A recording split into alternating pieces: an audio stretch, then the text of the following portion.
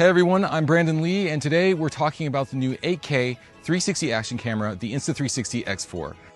A lot of you have been asking about the 8K resolution, so I'm going to run through what makes the X4 such a game changer for 360 capture. Getting quality shots from a 360 camera doesn't require any technical knowledge. All you have to do is press the shutter, as you would with any other camera. The difference with the 360 camera, like the X4, is that it has two wide-angle fisheye lenses on each side that shoot in all directions at once, giving you a 360-degree image. So once the two images are captured, one from each lens, they need to be stitched together. This basically means lining up the images to create a single 360-degree image with a seamless blend where they overlap. One of the coolest effects with the 360 camera is actually one of the simplest. You can make your selfie stick instantly disappear. The invisible selfie stick is so fun to use, and it gets creative angles, fake drone shots, and third-person views. So how does it work? Well, actually, you don't have to do anything other than just walk around with it. The reason it's invisible comes down to that stitching algorithm. The two lenses actually cover around 400 degrees between them. When stitched together, that gives us one 360-degree image with around 40 degrees of overlap. So the selfie stick falls directly between that overlap, so that when it's all stitched together, the selfie stick is erased automatically.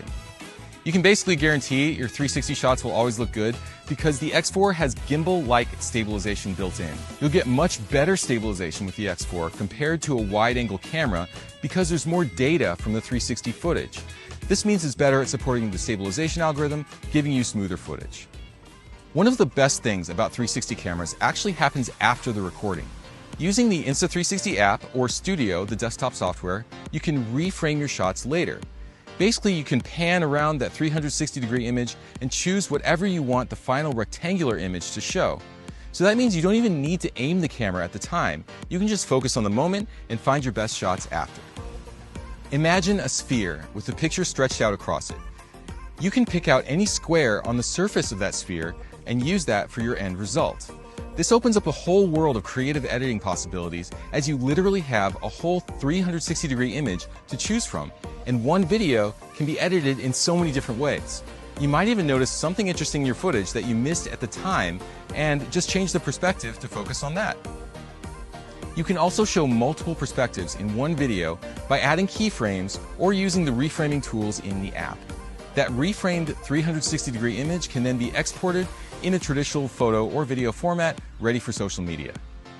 Now have 8K 360 videos that, once reframed, maintain around a 4K resolution to easily blend into footage from other cameras without a significant drop in quality.